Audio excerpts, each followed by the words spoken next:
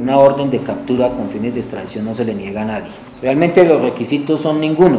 Basta con que el gobierno norteamericano mande una nota verbal que ya está establecida en un formato por computador de 2 hojas, donde diga que la persona es requerida con fines de extradición y que por lo tanto se solicita su captura porque esa medida se considera urgente.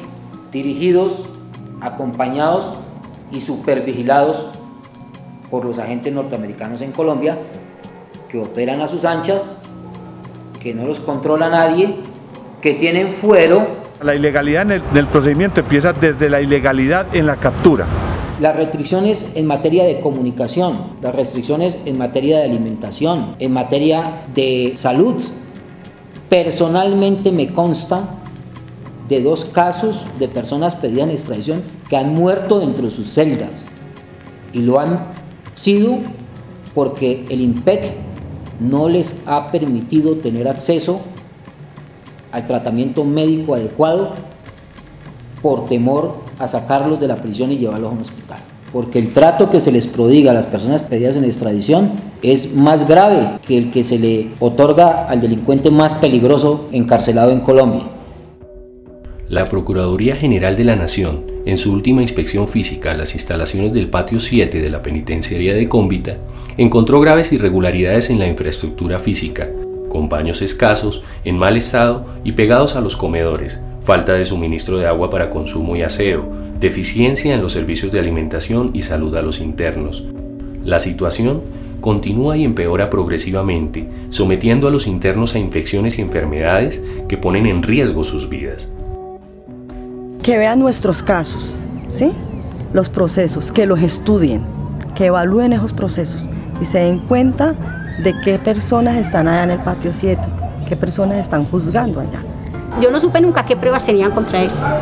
Se han hecho por lo menos 10 denuncias a ONGs, ante la Corte Interamericana de Derechos Humanos. Presentamos todos los requerimientos ante la Corte Suprema, todos fueron negados.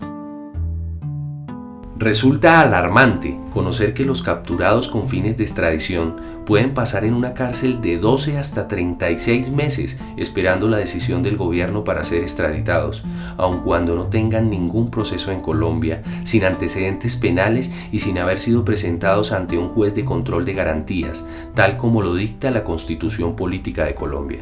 La peor de las nulidades en que puede incurrirse en un proceso penal es la indefensión. Que la persona no tenga los medios y mecanismos apropiados para defender su pretensión de no extradición frente al Estado colombiano. Es indudable, la libertad en Colombia está prohibida. Y está prohibida porque funcionario que profiera libertades es funcionario investigado. Ninguna prueba de la inocencia de esta persona vale para las autoridades internas, por cuanto ellos dicen que esto es algo que tendrá que probarse ante las autoridades del exterior. Colombia es un país de leyes, pero las leyes no se aplican. La Constitución Política de Colombia establece unos derechos fundamentales para todas las personas y desde luego las personas que son capturadas con fines de extradición son nacionales colombianos, no son personas que tengan una piel distinta o una condición distinta y sin embargo son tratados como tales. Es peor estar pedido en extradición que haber sido condenado penalmente en Colombia por 2000 homicidios. Varias organizaciones defensoras de derechos humanos, organismos de control y profesionales en derecho internacional señalan la violación de los derechos sociales, económicos, culturales, civiles y políticos en los casos de extradición. Son más de 20 los artículos violados de la Constitución Política de Colombia y cerca de 10 de la Declaración Universal de los Derechos Humanos. La primera garantía que se viola es la garantía del debido proceso. El derecho de contradicción y defensa es nulo. El derecho a acceso a un juez de control de garantía ya dijimos que no existe. El derecho o principio de protección a la libertad, el derecho a la vida, el derecho a la presunción de inocencia, etcétera, etcétera, etcétera. La extradición en Colombia, a pesar de ser un mecanismo de cooperación entre países, en la práctica no es de doble vía. Una enorme controversia se generó alrededor de la negativa de extradición por parte de un tribunal europeo del ciudadano israelí Yair Klein, por considerar que en las cárceles de Colombia podría ser víctima de violación de derechos humanos. Klein fue condenado en Colombia por terrorismo y concierto para delinquir, y es conocido por haber trabajado con Pablo Escobar y los grupos paramilitares que perpetraron durante décadas las masacres más atroces de miles de colombianos. Meses después del envío de su petición a la Corte Suprema, Selene recibió una respuesta. Sobre el particular, de manera respetuosa, le comunico que la extradición es un mecanismo de cooperación judicial que busca que los delitos cometidos en el territorio del país que hace la solicitud no queden en la impunidad. Hay otra parte acá que dice: en ese sentido, los documentos que usted aporta no pueden ser tenidos en cuenta dentro del trámite de extradición que se adelanta en Colombia. Resulta pertinente indicarle que desde el inicio del trámite de extradición, todo ciudadano requerido directamente o a través del apoderado judicial puede ejercer su derecho de defensa en los términos y las oportunidades que establece la ley. Aquí ellos dicen que ellos le están dando todos los derechos a Hermes, a los extraditables, y eso es mentiras. En Colombia, la Corte Suprema de Justicia, Sala de Casación Penal, no hace ningún tipo de análisis probatorio. Obviamente deniega todas las pruebas que la persona solicitada en extradición por intermedio de su abogado solicita, encaminadas a demostrar la inocencia de la persona. Me da miedo de que ellos lo vayan a judicializar solo por el hecho de que Jorge no se vaya a una demanda o que le ofrezcan un arreglo. Funciona así. Bueno, usted tiene cargos de conspiración, ya sabemos que los cargos de envío no se cayeron. Aquí los cargos de conspiración dan tanto de cárcel, usted estuvo tanto en Cómbita, estuvo tanto acá, firme acá para que se vaya para su casa, que se lo han hecho a muchas personas.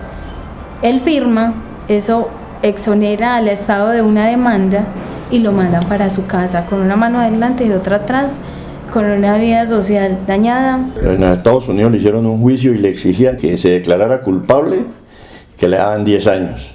Y me dijo, pero yo ¿por qué me voy a declarar culpable?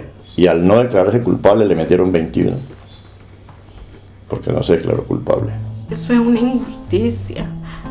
Ahora, porque uno ve que a muchachos que verdaderamente los cogen con todo ahí, les dan 3 años, 4 años. ¿Y por qué a él? Porque no le encontraron nada y es poco de tiempo. En la Cancillería no nos quisieron aceptar porque dijeron que le han metido esa cantidad de años porque era reincidente. Y en el mismo juicio aparece que que él no tiene ningún tipo de antecedentes penales. Nosotros nos sentimos desprotegidos 100% por nuestro gobierno. Necesitamos que nos colaboren porque ni Estados Unidos ni Colombia nos quieren ayudar. Lo digo por mí y por muchas personas que sé que les está pasando, porque en internet hay denuncias, o sea, esto no nos lo estamos inventando, el problema existe, el daño existe, la gente necesita que le ayuden. Y que revisen los casos, no tan solo el de él, el de muchos, porque es que allí hay cantidad de personas juzgadas simplemente porque alguien dijo, o porque caminaba al lado de alguien, o trabajó al lado de alguien, que muchas veces uno no sabe quién es esa persona. Sí sería bueno que a través de ustedes pues nosotros tuviéramos como un espaciecito para poder que nos escuchen.